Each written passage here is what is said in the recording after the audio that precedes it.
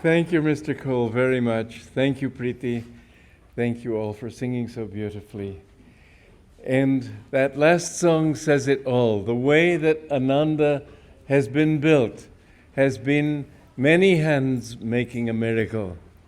There was a time, back in 1976, when a forest fire, this was the danger up at the village, living in the foothills of the Sierra Mountains, which get very dry in summer. There was a danger always of forest fire, there always is.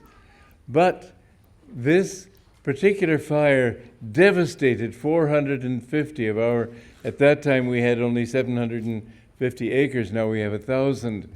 Destroyed 21 of our 22 homes. We had no insurance, and it looked as if we could not possibly succeed. At that time, it was discovered that the fault of the fire had been a government vehicle. And our neighbors were all excited. They said, we can sue the county and get all our money back. And in fact, they launched a lawsuit and were paid before the case went to court and got their money back. I wrote a letter to the county supervisors. We always believe, yata dharma tata jaya. And we did not feel it was dharmic to take our bad fortune out on other people. And so I said that I know that you're concerned because we were the biggest losers in that fire, but we will not sue you. I'm sure that for years they waited for the second shoe to fall, but it never did. And somehow we were able to survive and thrive. And every time we've faced a great disaster, and we've had many, everybody pitching in, everybody working together, many hands have produced this miracle.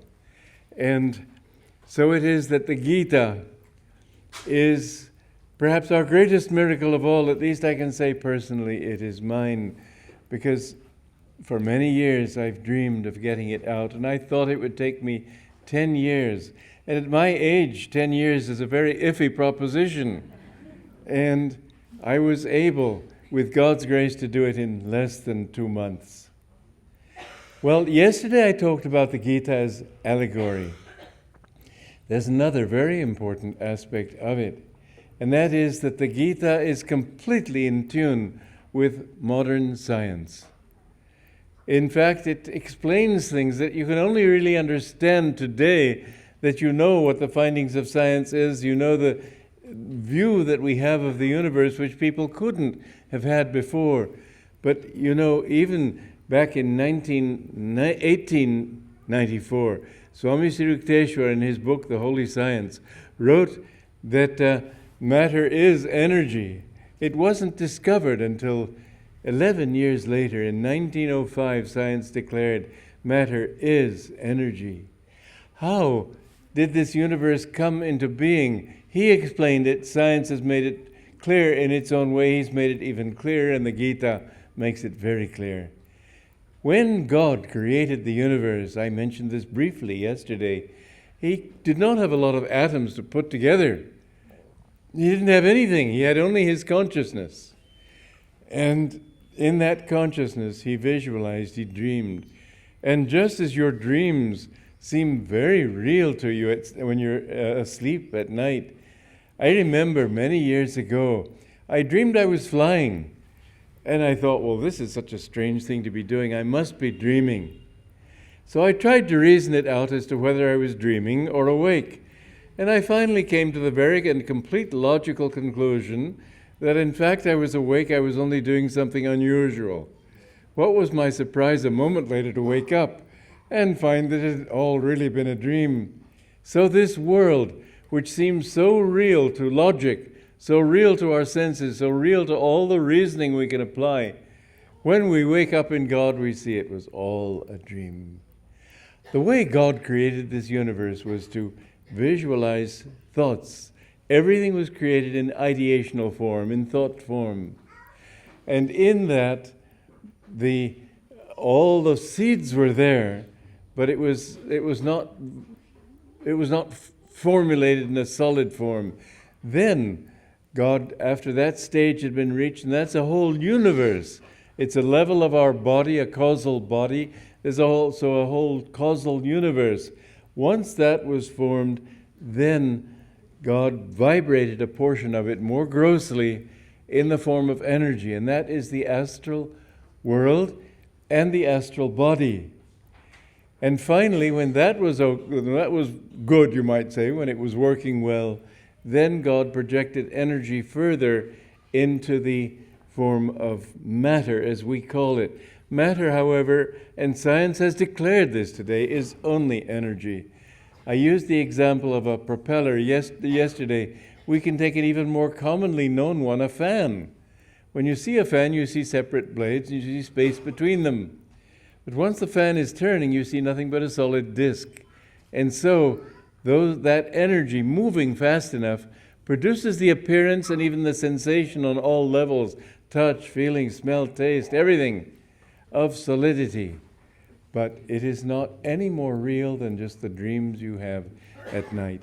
Dreams, Swami Sri Yukteswar said, are actually the first step that a person goes through to start thinking, dreams seem so real and yet they aren't. Maybe this world, which seems so real, is also not real. Because you know, in your own experience, there are things that happen and you ask yourself, am I dreaming? It doesn't seem real. There are many dream-like aspects about life. You can't clearly remember what happened yesterday. You can't clearly remember what you were thinking 5 minutes ago. It sort of comes and goes, and it's sort of like forms appearing out of mist and disappearing again. Such is life. It is a dream. And we have to wake up to the reality behind that dream. And so one of the basic things in the Gita and a cornerstone of Yogananda's teachings is about the subject of energy. The cornerstone of his teachings is energization, learning how to energize the body. This is the beginning of yoga, because yoga is not just controlling of breath. Breath is incidental. Energy is what causes the breath.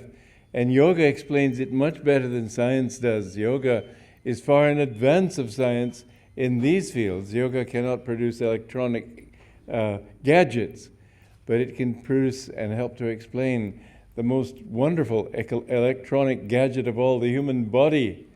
How this body functions in the astral world. The Ida and the Pingala are two nerve nadis, I should say, that circulate around the spine. And they are the breathing of the astral body.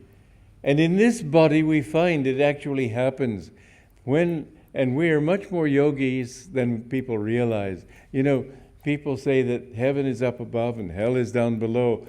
People on the other side of the world, it's the same thing is true. It isn't as if heaven were up there. What is up for us is down for people on the other side of the world.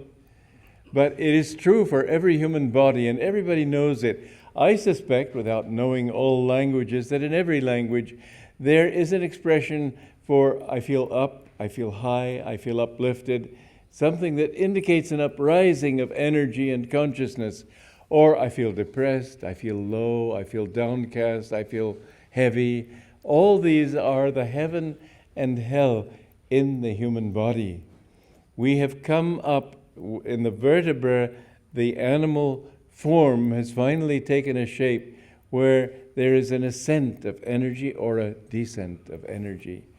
And this ascent is partly indicated by the Ida and the Pingala nadis, the energy in those.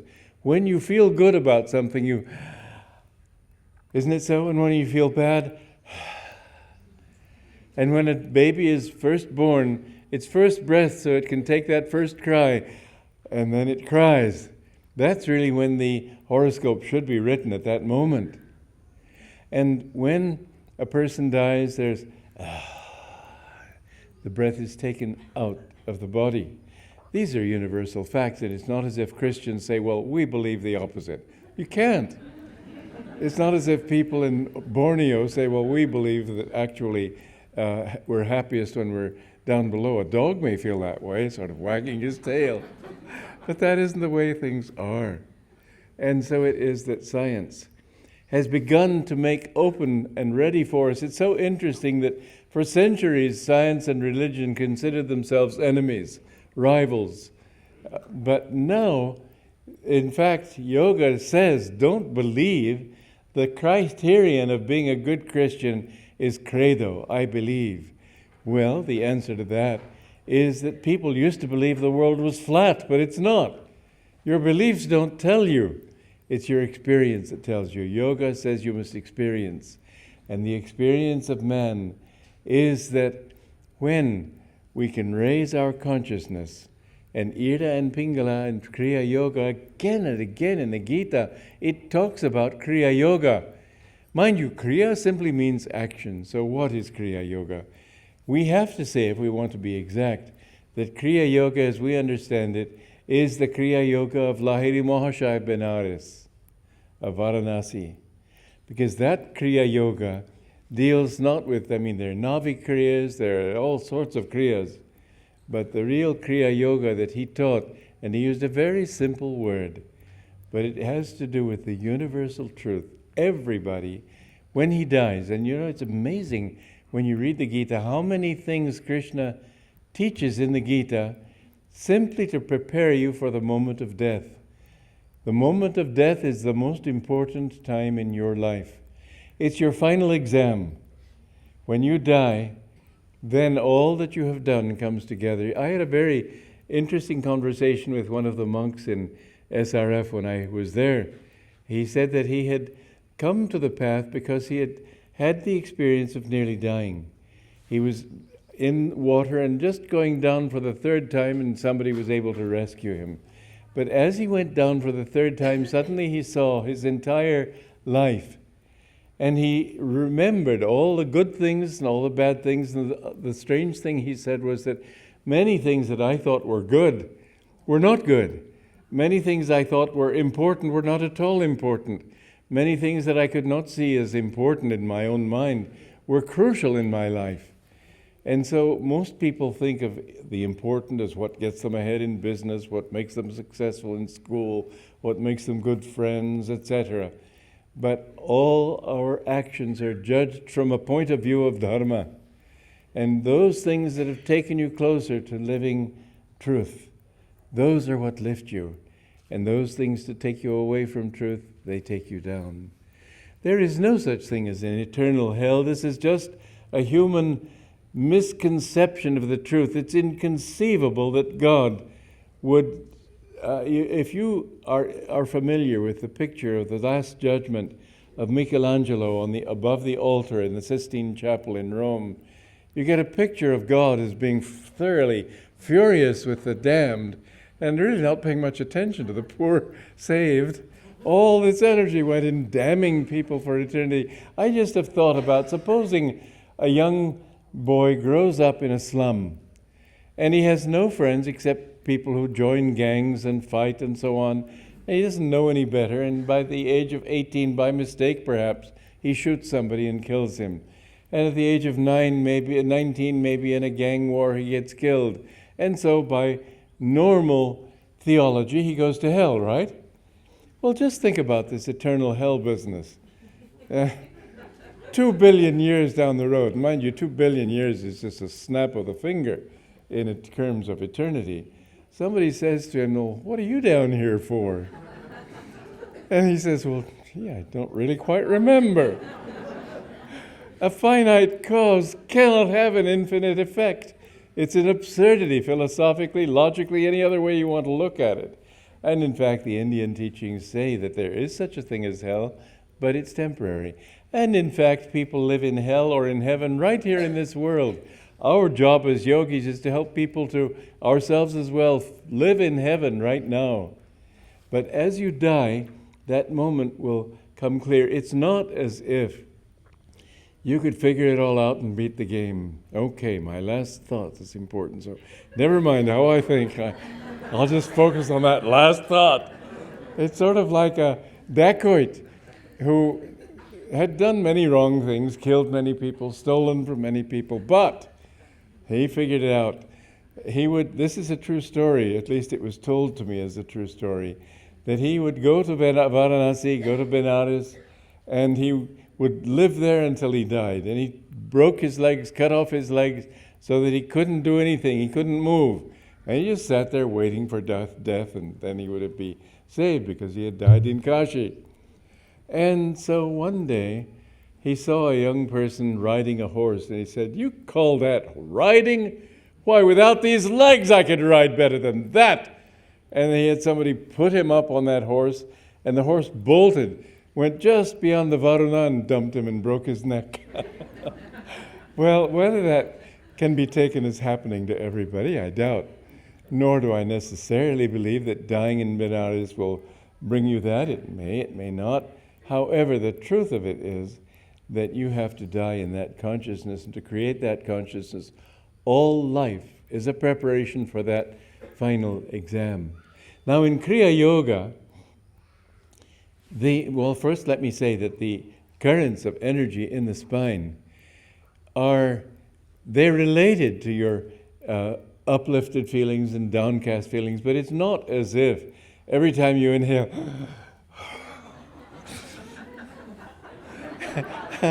this would be pretty ridiculous. Nonetheless, there is an upward movement, and if you use that upward movement, inhaling consciously, you can accomplish more in making affirmations and so on. But the thing with Kriya Yoga is that what you try to do is neutralize the spine and magnetize it so the energy can enter into the deep spine, the Sushumna. And then is when Kundalini awakening begins. And with that awakening, there's a great joy that comes.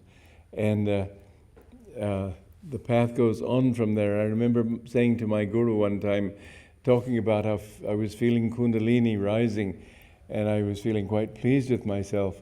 So to stop me from being pleased with myself, he said, "That's nothing." Well, it's a beginning only, you see. If you're trying to reach college level, then learning 1 + 1 = 2 is nothing. It's a lot for a little baby who doesn't know that one even exists, or maybe only one himself. And so it is that Kriya Yoga, by neutralizing the Ida and the Pingala nadis, the energy in those two, it brings this energy into the self. Now, this is the scientific aspect of yoga, which could not be told until people understood that energy exists. This is one reason Kriya Yoga was not given broadly. But again and again, Krishna says in the Gita that this is the essence of all sadhana and all yoga. And if you read my Gita, as I'm sure all of you will see that this is central to the teaching, which has been almost ignored in the past because people didn't know what it was talking about. In fact, I noticed several times in writing the Gita that I had 8 different translations and had others that I referred to also. And I noticed again and again that people would, if there was a difficult stanza, I would notice that they would go from stanza 8 to stanza 12. What happened to 9 and 10 and 11? They just conveniently drop it out and hope you didn't notice. Because there are some slokas in the Gita that are very difficult. Only a yogi could understand them, but our guru, being a yogi, could understand it. I mean, take that passage, for example, where it speaks of the north course of the sun, the bright half of the moon. What are you going to talk about there? What are you going to make of it? You know, an interesting thing is that ego, as I told you yesterday, is centered in the medulla oblongata. And that's why when people are egotistical, there's a tension here which causes them to look at everything down their nose. And you notice a proud expression is this way. It's just an automatic thing. People are more yogis than they realize. Why is a bow universal throughout the world an indication of humility? It means that it's a relaxing of the energy here and offering it. And every country has this. I don't know of a single culture that expresses respect for somebody else by I can't imagine it. So we see that this moon, the moon astrologically is represented by this Agnya Chakra, the medulla. You see in Shiva, the moon is here. The meaning of that is symbolic. It means he's enlightened. A master is enlightened. Now in the Gita, a very interesting thing is told. That is that Gita at that time, he said, this yoga has been lost what he meant was the descending age. The greater teachings are no longer available. And Krishna came at a time when the age was getting darker and darker and darker. This thought of cyclic time is a very interesting one. And again, it can be justified more easily in terms of modern science than it could have been many centuries ago. In fact, many teachers today even believe that you go from Satya Yoga to Treta Yoga to Dwapara Yoga to Kali Yoga, and suddenly, poof, back to Satya Yoga again. That doesn't make sense. There's nothing in nature that suggests that things are not cyclic. You find day becoming dusk before it becomes night, becoming twilight before it becomes dawn, and the day begins. The sun goes up, becomes brighter and brighter, then darker and darker. Winter goes slowly through spring to summer, slowly back through autumn to winter. Everything in life is cyclic. And what my Param Guru, Swami Sri Yukteswar, explained is that there is a grand central sun, and our planet is rotating around another star. Our solar system is rotating around a dual. And as we come closer to the center of the galaxy, there is a great power coming out of that, a spiritual power. And from that, as we come closer to it, more energy enters this planet and people become more automatically able to understand. A little thing struck my mind because I went across the Atlantic many times when I was a child. My parents were American, but they lived in Romania. And so every 3 years we would have a vacation and we would go back to America. And I didn't remember the first time I traveled particularly well. I was 6 months old.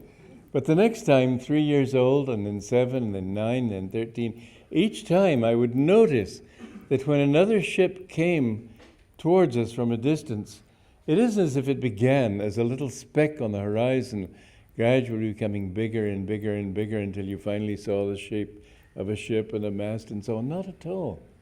You would see nothing, and then you'd see a mast. Then a little bit more, you'd begin to see the top of the ship, and then you'd see the whole ship. Now, why was it? I've often asked myself. So many thousands of people had seen that phenomenon on the ocean, and no one had ever come up with the thought that the world was round. Isn't it odd? It just seems like a perfectly logical conclusion that there's some explanation for why you see only part of the ship and gradually more and more, instead of a speck in the distance, like a bird in the sky, gradually becoming bigger and bigger until you see an eagle flapping its wings. Little things like this help one to become aware that people were not ready to see those things. Now everybody would notice it. Now many scientific truths are common parlance today because people can understand them, which a few decades, a few centuries ago were not so easily understood. Man is awakening. And in that process, what Swami Sri Yukteswar explained was this, that as our solar system rotates and comes closer to the center of the galaxy, there is a gradual awakening of energy until it comes to the closest point, and then as it retreats from that center, energy becomes darker and darker and darker till it reaches a nadi in the depth of Kali Yoga. This is descending Kali Yoga. Then there is an ascending Kali Yoga, and Kali Yoga goes to Dwapara Yoga. Kali means dark age. Dwapara simply means second age, but it means an age of energy. Treta Yoga is an age of mental ability, mental power. And Satya Yoga, also known as Kriya Yoga, is an age of spiritual awakening. Now this whole universe it's a fascinating thing. My Guru explained in his Gita that there are whole galaxies that are primarily sattvic or primarily rajasic or primarily tamasic. Whole universes, you might say, well, how could anybody know that? The thing is that when you achieve oneness with God, you are everywhere. There's no question of him having to travel there.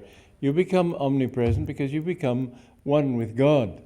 And so it is that this particular galaxy we're in is a Rajasic galaxy. And it seems like it ought to mean something, that the fact that our solar system is on the outskirts of the whole galaxy. Kind of scary, you might think. Does that mean we're pretty close to Tamoguna? I don't know. I don't think so. Because although I see a lot of darkness in this world, I see increasing spiritual development. And that calls up a little thought also. Because I have been teaching now spiritual truths all over the world for nearly 60 years. That's a fair length of time in one human life. And I have to say that in that length of time, I have seen an awakening. The people that I used to talk to back in 1949, they're very different today in 2006. I see that there is an awakening of understanding, of appreciation. It isn't just that they've learned more. There is more openness. I used to, in Connaught Circus, I lived here from 58 to 62 in India, and I spent a lot of that time in Delhi. I used to see people in Connaught Circus, and I towered a whole head above everybody.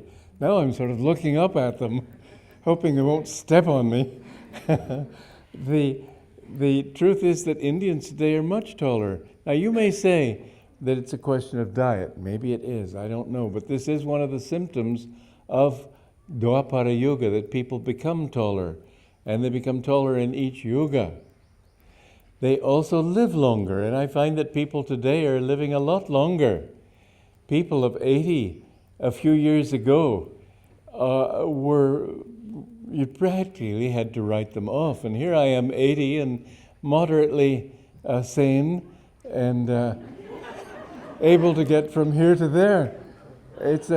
There's a definite shift in the way length of people's lives, in the health that they endure, in the height of their bodies. There's a great change.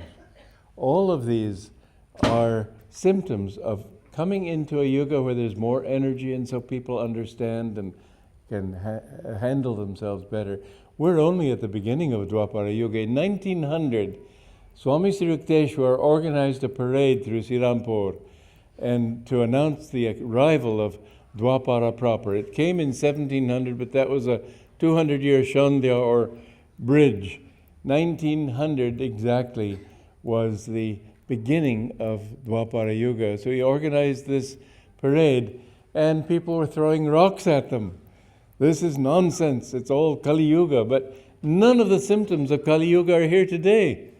There's a story that Hans Christian Andersen wrote. He said that you think nostalgically about medieval times. And he visualized, he imagined somebody going to sleep and waking up several hundred years ago in the middle of the medieval times and having to stumble about in dark streets, potholes, mud everywhere. It was an altogether different life, and not at all the kind of life that you and I would weave any kind of romance about. Nowadays we find that these things are normal. We don't even think of that as a normal thing. We have changed. Yes, there has been warfare. Yes, there is more violence and so on. This is the negative side of it, but it's not as negative as it seems for this reason, that people, when they develop more freedom, then they they abuse their freedom until they understand, and they have to understand in time, that to abuse your freedom ultimately is to destroy your freedom. A young man may say, oh, I can take drugs, I'm perfectly free to take as many drugs as I want. Another one may say, oh, I'm perfectly free to get as drunk as I want.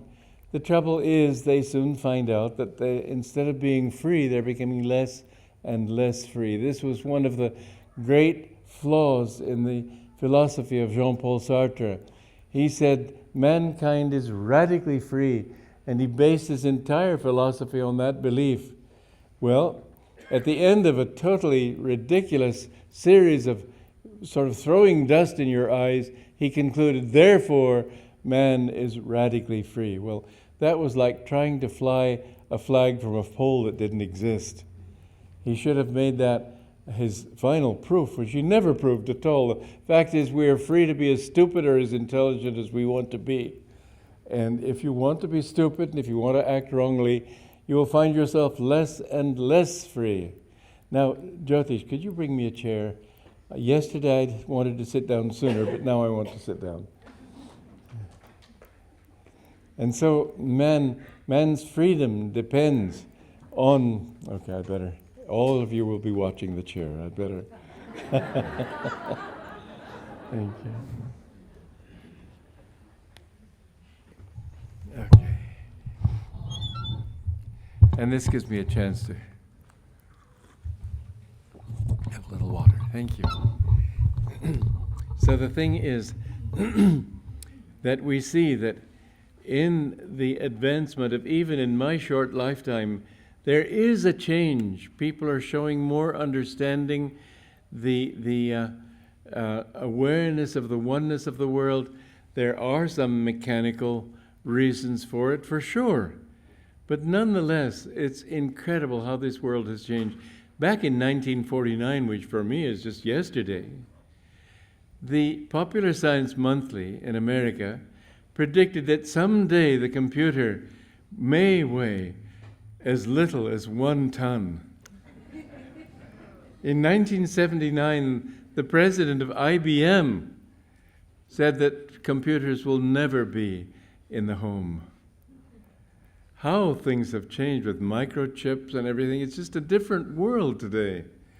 And this is only the beginning. We're just at the beginning of Dwapara. Yes, it's true that with energy people can abuse that energy, but more and more people are beginning to understand. And I've done my best through my books, through Hope for a Better World, through Out of the Labyrinth, especially those 2 books, to show that there are certain rules in this universe which cannot be broken. You cannot say that I am radically free and therefore I can eat glass. Your body is made in a certain way, and to be free you have to keep your body well. And that includes rules such as don't eat glass. You don't need to make a rule about it because it's too obvious. But we are discovering rules of diet. It's being discovered that eating meat is not good for you, especially veal, pork, and beef. These have always been said. In India, they've said not to eat beef. In the Islamic and Hermetic countries, Hebraic countries, they have said don't eat pork. Both of those are unclean animals. My guru said he went into abattoirs and saw them actually scooping cancers out of the cows when they killed them. This is a truth. But people are more and more coming to understand the importance of living according to the laws of this body. And if you live according to the laws of the body, then you feel well. It's as simple as that. You become free when you obey the rules. So we see that the rules are not something that a government imposes. They're not something society says you mustn't do it, and other people outside that society can just go do what they want because they believe differently. There are rules of human behavior. For example, first of all, never has a great master ever said, my children, for a change, hate one another. For a change, shoot one another. They don't say it because it is a truth which people learn as they become a little bit refined. Not that the police will get you if you shoot. After all, you can hate people without getting the police on your back. But by hating other people, you begin to be unhappy. One person said to me many years ago about Ananda, you have some wonderful people here. I said, listen, if there were 1 or 2 people like that, you could call them wonderful people. But when you see everybody is like that, then you have to say it's because of what they are doing. But it's so much easier to be pleasant, so much easier to respect other people, so much easier to give them a chance and give them the credit and not try to claim it all for yourself. So much easier to enjoy with everybody instead of trying to shine alone. Many hands make a miracle. And this, when people live together and live in that way, and they have produced the miracle of Ananda, and it really is a miracle. When so many people can work together in harmony and love and care for one another, then you have the germs of a new society. I have often said that 100 years from now, people will look back on what we are doing today, and they will say that was the most important thing that was happening. Not the visits of President Bush to India and the peace treaties with China and Pakistan and all that, those pass. But when you see a few people who live in a way that other people say, I like this, I want to be like that. More and more, now we have 1,000 people living in our communities. I think it's going to be 1 million before long. And I have many times said here in India, and I want very much to begin this, if we can get a few model communities of people, and in America and in India, in the West, they're all autonomous. It's not as if there was some one head office telling the others what to do. Each community is a little bit different because they can decide for themselves. But the essence of it, in developing leadership, in developing the community even, I didn't worry about what everybody was doing. I didn't even worry if people were negative. I just concentrated on those who were positive. Gradually, the negative people either left or became absorbed in that positive spirit. But with the leaders, I didn't worry so much what they did, because I knew that what they did would be right if they were right. If they had harmony and respect for others and were humble, I never gave positions of leadership to people who wanted to be leaders.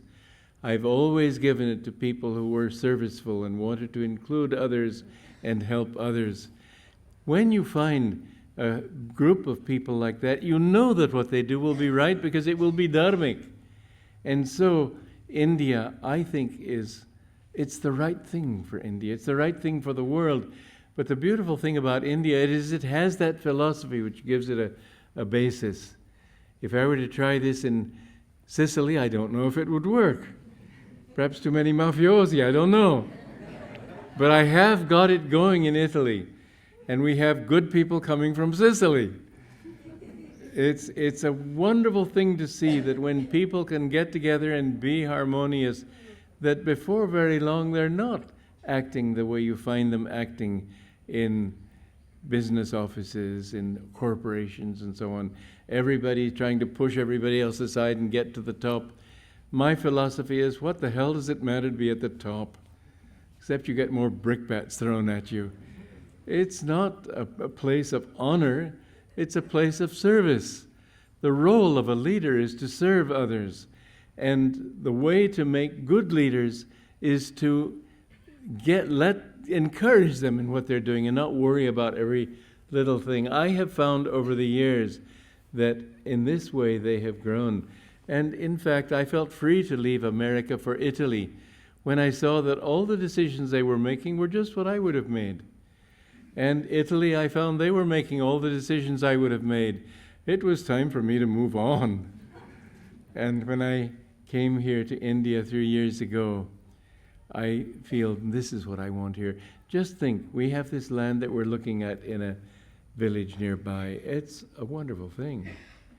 I think that, they want to give us 131 acres, at least this is the initial plan, for a mere $1,000, not an acre, for the whole thing. Well, that's not so bad, is it? They say that they can help us to get a government loan for 30 years without interest to build an institute. Well, I have great plans for an institute that would embrace all fields and give them all meaning. I believe that in India, our work can be many times what it has been in the West. I feel that there is an infinite amount that we can do. But look at the average village. What is a village? The hallmark of village consciousness, unfortunately, is gossip. What's he doing? What's he doing? What are you doing? It is human nature. But it doesn't have to be. And when people get together for an ideal and for a spiritual purpose, we have these communities already in the West, and they're functioning and they're thriving. And yes, people make mistakes because it's human nature to make mistakes. But the thing that you find is that when people make a mistake, they don't push them down by gossip. they try to help them. That is the hallmark of a spiritual community, that when somebody errs, you try to lift him. You try to give him the encouragement and the faith in himself to grow. And some people make it, some people don't. But there is no judgment. That is what can make a really harmonious spiritual community. This kind of village is what I would love to start and see happen here in India. There's another thing, this village here, they want our coming to be for their good. Well, of course it should be that, this human nature. But we would like to help them. Indeed, in fact, I would like through them to get that same kind of help everywhere. There is somebody who has invented solar energy in America that with mirrors and an old Stirling engine, which is 200 years old already, but harnessing all the heat from the sun. And there's plenty of sun in this country. Even in monsoon, there's lots of sun every day. It's not like long, all-day rain. But if you could get one unit, it would give the electricity needed by 10 homes. A field of these could keep a whole village of thousands in all the energy that they need. They don't need wires across the country to some central point where it's constantly failing. You know yourselves, I don't have to tell you, that the electricity, even here in Gurgaon, is by no means stable. Hours go by and there's no electricity, and suddenly it comes on again. So you see generators everywhere. And so we have battery backups. When the generator exhausts itself, then the battery backup comes. This wouldn't need any of that. I think that could be a marvelous thing here. It's one of the things I would like to start. I would like to bring that village up into a modern community. So yes, I would like to help that village. And I think through them we can help villages all over the country. 700,000 of them, why not? But we have to begin with examples. And so we are now in Dwapara Yuga. I cannot believe that energy will be always oil dependent, because there's only so much oil in the ground, but there's plenty of energy in the air and the wind and the sun. Certainly we are moving. If this were not Dwapara Yuga, I'd say, okay, we'll go back to the medieval ages, but it isn't. It's Dwapara. Things will come up. They are coming up. And in fact, President Bush recently launched a whole movement toward creating alternate sources of energy. I would like to be a part of that.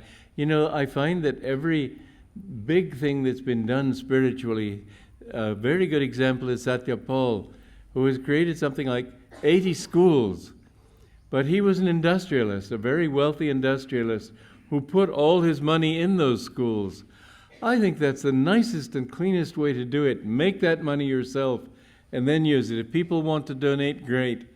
But I'd like to not have to be dependent on that and just go ahead and generate it.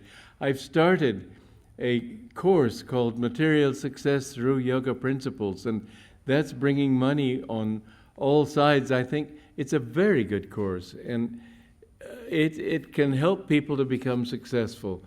People who have studied are very, very pleased with it. But the point is that this can help also be our industry. It can help build many things. Right now we have something like $60,000 to $100,000 in America just sitting there, money from this course sitting there to be used to build community here in India. We can take a mortgage on our house here in Gurgaon. That would be enough probably to build this whole project. So yes, we can do many things. This is the beginning of Dwapara. And although Dwapara is not necessarily going to be all ease, it will be a step upward in consciousness.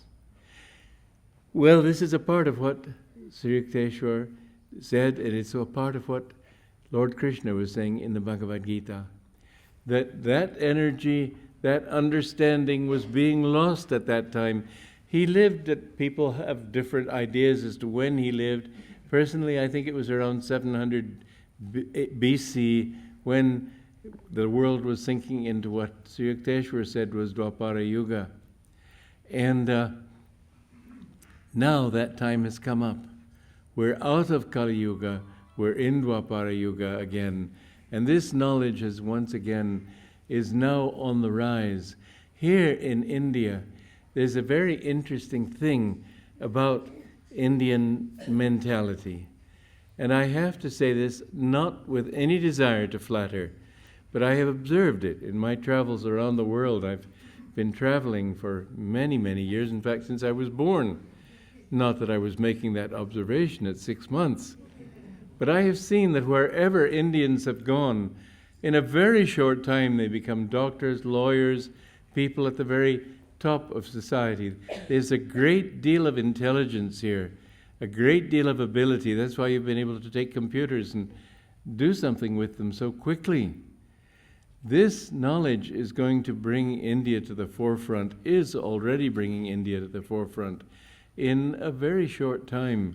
America and India, my guru predicted, will someday work together to bring a path to lead the world on the path of dharma, of right material and right spiritual action and success.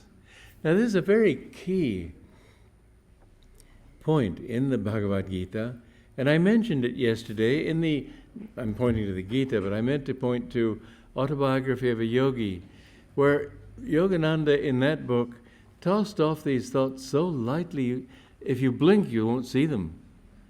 And in the Gita, in the autobiography, he brings people to God.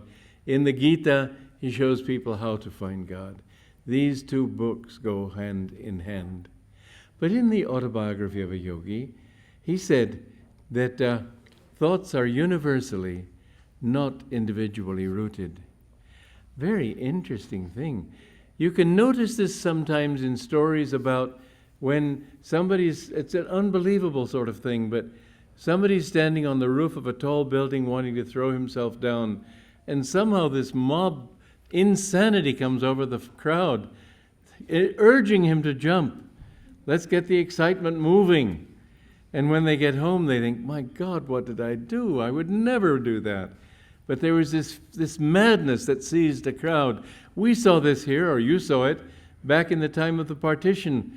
How people, train loads of people would come from East Bengal into West Bengal with nothing but decapitated bodies, armless corpses.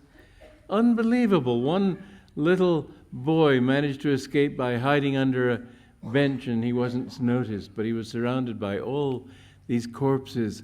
When I was lecturing in Patiala in November of 1959, I lectured in the home of Dewan Balkishan Khosla. He and his father had been the Dewan of the Maharaja of Patiala, and they had a big courtyard there. He said that during that furor, he protected many Muslims who otherwise would have boarded buses and get outside there and suddenly Sikhs would hack them to death. What is it that can cause a country of so many people, not you, not you, not you, certainly none of us, and yet so many people to become just horrible? It's a mass hysteria. There is such a thing. A friend of mine in Calcutta he was a Muslim, Hindu, but he lived in a Muslim neighborhood. And after a while, he had to go out to get food because they were running out of food. And he carried a gun. He was a hunter. And so the people of the neighborhood were afraid of him. But he got out more into the streets, and he suddenly came face to face with a friend of his who was the chief commissioner of police. And this man had a gun and was just ready to shoot him. And there was written all over his face a rage. And my friend had a gun. He said, if you shoot me, I'll shoot you. We'll both die. And this man, just with anger like this, gradually, calm down, calm down. Suddenly he saw that he was looking at a friend. He couldn't believe that he had been about to shoot a friend of his. But this is the kind of madness that takes a hold of people, that a whole people can become mad, yes. But there are other things too.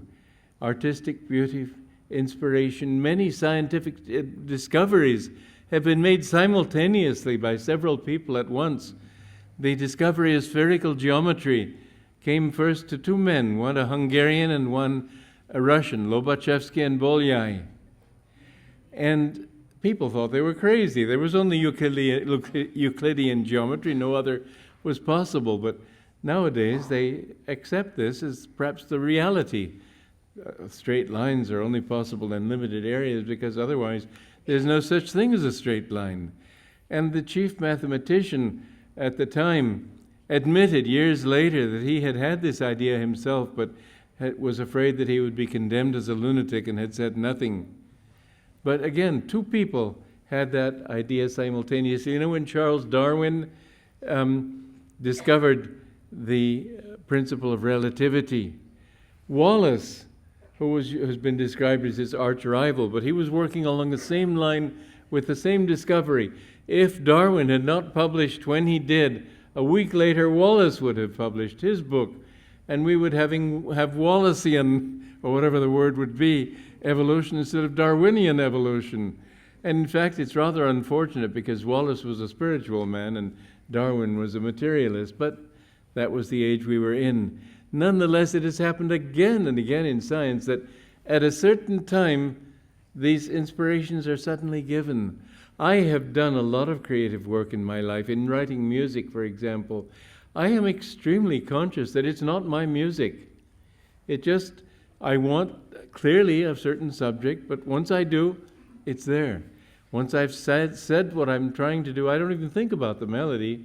Once I've said, I want a melody that says so-and-so, the melody is there. And this has happened to me again and again. And so it is that all over the world, there are certain waves of consciousness that come. We are playthings of that in a way. And when Krishna speaks about the gunas, they're sort of eternal wanderers. We manifest tattva guna or rajoguna or tamoguna. We manifest them, we don't create them. And according to what we are open to, that is what influences us. Yogananda used to say that Satan, which is the apara prakriti, which takes everything outward, and prapara prakriti, which is that nature which has the Divine Mother aspect, and there's the inward side.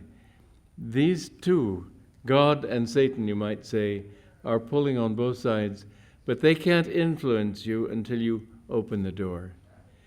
Somebody might go to that lynching party where somebody's ready to commit suicide, or everybody wants to lynch him because of some crime that he did. There's a true story of a crowd of people who rushed to a prison in France, and they wanted to kill this man. They were convinced he was an evil man, and nothing was good enough for them except blood vengeance. And the superintendent of the jail was a smart man, and he came out and he said, "Congratulations, our country is proud of you. You have manifested the will of the people, and I shall see that that will is done." And everybody clapped and went home, and the man was acquitted. He was not guilty, and so the superintendent of the jail knew that this was probably true. But these people got all excited, and in that excitement, so many things can happen. But you have to. I am quite certain that if I were there, it wouldn't have touched me. You know, there's a scientific experiment that's been conducted in psychology classes where they've taken a line this long and another line this long. They put the long line above and the short line below. And they've had groups of 5 students. And 4 of those students have declared that this lower line, which is half the length, is the longer. In 80% of the cases, the 5th person has said, yes, the lower line is longer. You can see that it's not. The amount of influence on human consciousness it's almost pathetic. But there you have it. It's a reality. I'm sure that I would not be touched by it. I'd be one of those 20%. I'm sure most of you would be, because you've had the discrimination to come and learn about truth and not just take what your parents told you and taken it blindly. But there is this part of human nature. And the truth is that if you want to find perfection, if you want to find freedom, don't think that you can achieve it for yourself. A brother disciple of mine told me, I don't want to do everything he says. I have my own will. I want to be free in my will. I mentioned this to my guru, and he said, but he's not free. His delusion is already telling him to say that. You're not free. You need, well, I'll say it personally. You can decide for yourselves. I need help. We all need help. We need the consciousness of somebody who's higher up the mountain who can lift us up. This is a simple fact. Little animals, they're helped when they're pets. I know Dr. Lewis, Master's disciple, had a pet cat, and my guru said in his next life that cat will be a human being. Mixing with human beings helps to lift animals, and mixing with saints helps to lift people. And mix for a Shudra to be a servant in the home of a Vaishya will help to lift him. For a Vaishya to have Kshatriya customers will lift him.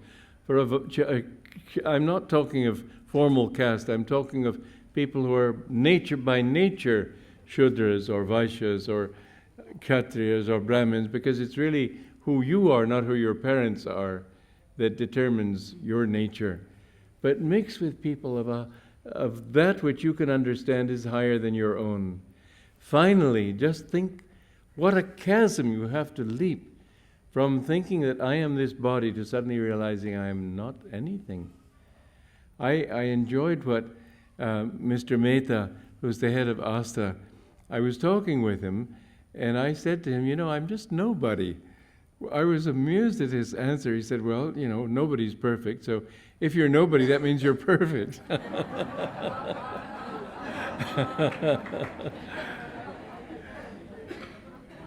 That was a clever bon mot, you might say. But the truth is that to get out of that bodiness, of being somebody, you have to be in the consciousness of somebody who is free from that.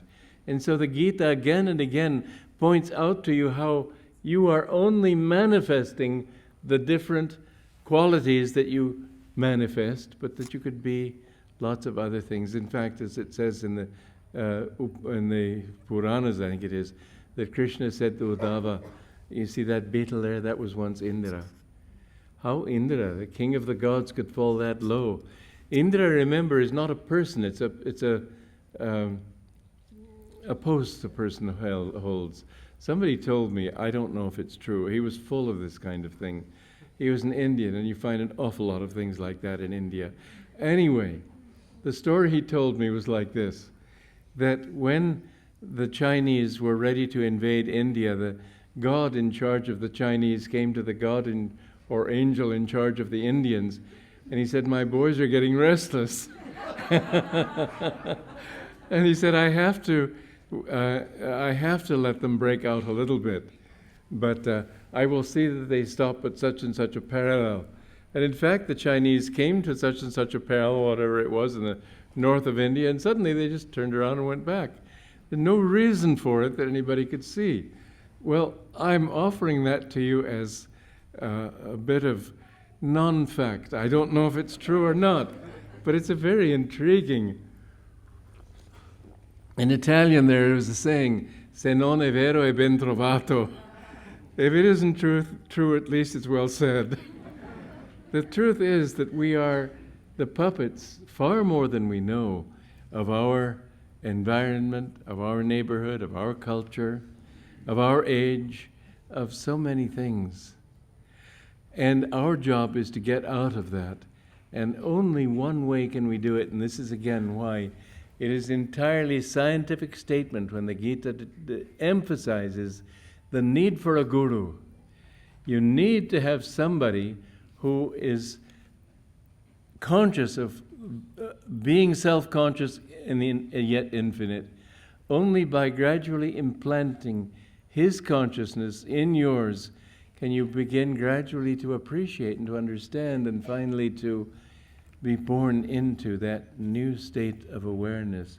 It's not so easy in the beginning. People say, well, wait a minute, I don't want to give up myself. But bit by bit you begin to see that, but that's freedom. I remember going up at Ananda village back in 1975 or so in Ayodhya. This is a section I live in, we called it Ayodhya. and all the people there were living in trailers, and I saw lights lit in the trailers. And I thought, a few years ago there was darkness here, and now there is light. And I thought, I did this. It was a pleasant thought. Then I thought, well, is it all that pleasant? I realized that it was also a very limiting thought, and I decided, no, I don't like that limit. It means it all has to come back to me and be weighed down my shoulders, and I just gave up that thought, and I said, no, God did it. And I have never had that thought come back to me. It has never been my thought. It comes by little degrees. In the beginning, people like to think, oh, I did it. After a while, they begin to think, what a petty thing to be saying. How much more fun to think, we all did it. Many hands make a miracle. I was at Disneyland many years ago, and there was a man and his wife in our party who we got into little boats that go on a lake surface. And underneath the boat, there is a metal rail that the boats have to follow. But you're given the illusion, because there's a fake steering wheel there, which has no traction at all, you're given the illusion that you can steer. And so we were at one part of the lake, and we saw this man across the water there, and called to him, and his wife called back, and she says, look, dear, look, they're waving. Don't bother me, I've got to keep this boat, steer this boat around those rocks. And this is such a perfect example of how this world is. So much of what happens to us we think we have to do, but it just happens. The more you can allow God to work through you, the more you find things working perfectly, and you're really only getting in the way. So bit by bit you come to appreciate that giving up the ego is not such a bad thing after all. In fact, it is your fulfillment, and this is what the whole story of the Gita is about. It is to help you to understand who and what you are, to help you to realize that you are not this little body, you're not this human being, you're not limited in time and space, and you don't have any of these gunas. You're neither good nor bad, you're nothing, except you're Satchidananda. Infinite bliss. Shankaracharya said it beautifully. This is the goal of life, and we all are seeking Satchidananda. As my guru translated that into English as ever existing, ever conscious, ever new bliss. All of us look for it. The criminal looks for it. He only defines it in wrong terms. He thinks that if he has power and money, he'll have happiness. But what he really wants is happiness. He wouldn't want power or money if he knew that it was going to make him absolutely miserable and die with cancer. But he thinks that he will. And so you go to business college and you learn how to, well, get power and money, but in a legal way. And still it's not what you really want. And all the things people look at and strive for, it's not what they want. And even when they finally get it, and this is the trouble, sattvic happiness is not true happiness yet.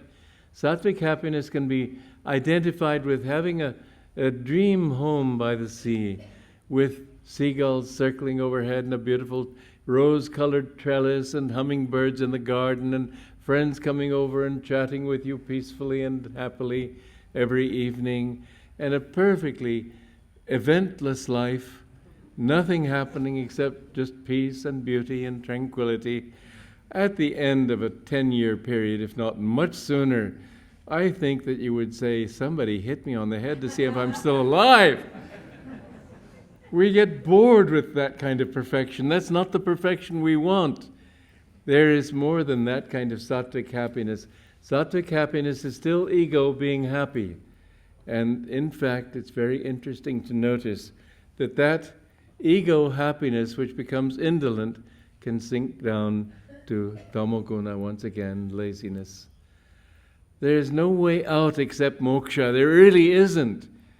And so what you've got to do is get rid of the thought, even I am happy. I just want to merge in you. And in that is all the happiness and 1,000,000 times more. All the joy you could imagine crushed into one is beginning to describe the bliss that is your true nature. Because you are that as much as anybody else has ever been. That is your destiny. And the wonderful thing today is how science and religion are coming together because the truths of one and the truths of the other dovetail. In the end, science will be a road to salvation. The only difficulty being that science still tries to help you to understand the nature of the atom. You can never understand the nature of the atom because you aren't the atom. But you can understand the nature of that one little atom that is you. And if you can get down to your own reality and understand who and what you are, you will be one with the whole universe. This is the scientific basis of yoga. It's the scientific basis of the Bhagavad Gita. And it's the glorious promise of the Gita itself, which holds out hope for everyone. All can achieve enlightenment and salvation. Joy to you.